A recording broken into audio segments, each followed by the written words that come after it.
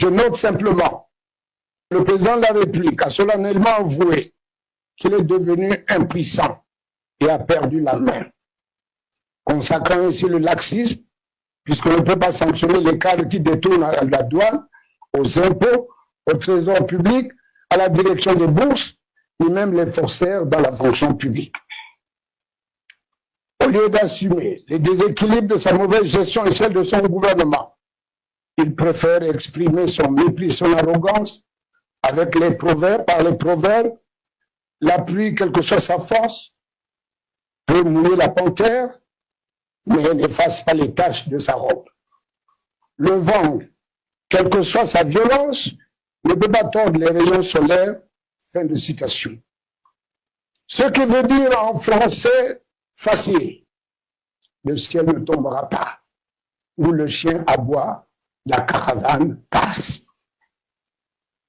À ce sujet, je voudrais rappeler que le peuple congolais n'est ni le vent, ni la pluie, mais celui qui donne à l'élu son destin en l'élisant, lequel ne peut être ni les rayons solaires, ni la panthère, mais bien celui qui est venu solliciter les suffrages et à qui le peuple est donc en droit de demander des comptes ou de sanctionner.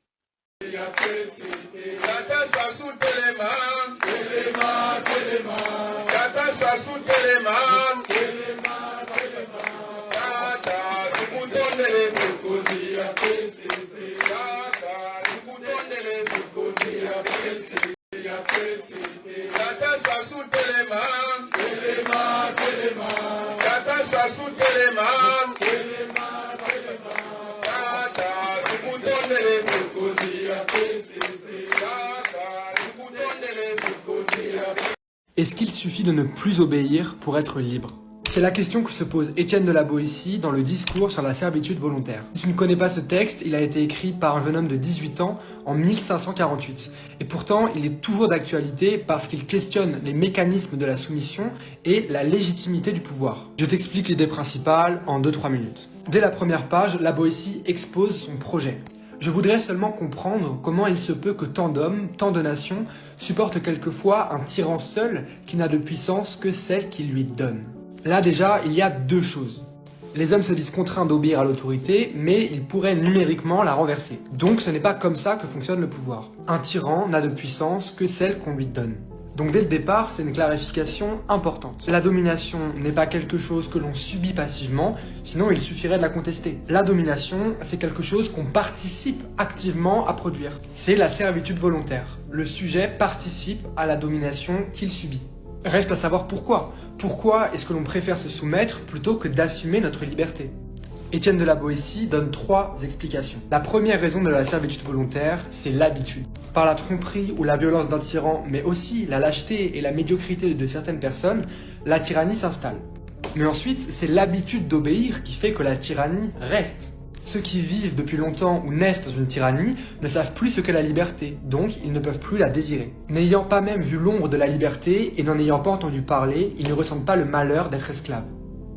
La deuxième raison qui fait que l'on accepte la tyrannie, c'est que le tyran distrait le peuple et le rend bête. La Boétie écrit « Tous ces peuples se laissent promptement allécher à la servitude pour la moindre douceur qu'on leur fait goûter. Les jeux, les farces, les spectacles et autres drogues de cette espèce étaient pour les peuples anciens les appâts de la servitude, le prix de leur liberté ravie, les outils de la tyrannie. » Ça me semble terriblement d'actualité. Et la troisième raison pour laquelle on se laisse soumettre, c'est que les tyrans usent d'artifices pour paraître plus intelligents, plus importants et donc plus légitimes à avoir le pouvoir. Et ça aussi, c'est très d'actualité. Donc Étienne de la Boétie ne nous accuse pas de nous laisser tyranniser et de ne pas vouloir être libre, non.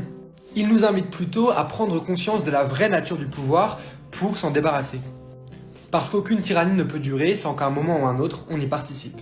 Non seulement en obéissant, mais aussi en faisant obéir les autres, en participant alors soi-même à la tyrannie. Et la fin du texte insiste beaucoup là-dessus. Pour Étienne de la Boétie, il existe des relais, des serviteurs du pouvoir qui l'aident parce que le pouvoir leur profite. Parce qu'ils préfèrent leurs petits intérêts personnels que l'émancipation collective. Mais alors qui sont ces serviteurs de la tyrannie? Alors certains le sont plus que d'autres, mais on l'est tous un peu parfois en réalité. Toutes les fois où on défend nos intérêts aux dépens des autres, où on ne respecte pas leur liberté, où on donne des ordres. Toutes ces fois, on entretient une tyrannie dont on est aussi la victime. Et c'est pas vraiment notre faute, car on est tellement habitué à la tyrannie qu'on finit par y participer.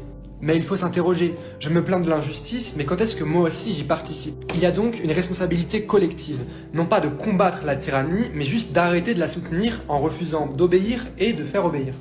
Finalement, Étienne de la Boétie propose un programme moins ambitieux, mais très enthousiasmant contre la tyrannie. Ne pas cautionner la tyrannie et encore moins y participer. Et retrouver le désir de la liberté, notamment en s'éduquant. D'ailleurs, à la toute fin du texte, Étienne de la Boétie écrit « Apprenons donc, apprenons à bien faire, levons les yeux vers le ciel pour notre bonheur ou pour l'amour de la vertu. » Comme d'habitude, le texte est dispo en PDF sur mon profil TikTok, donc pensez à vous abonner et surtout à repartager la vidéo, c'est super important. Et puis dites-moi en commentaire, d'après vous,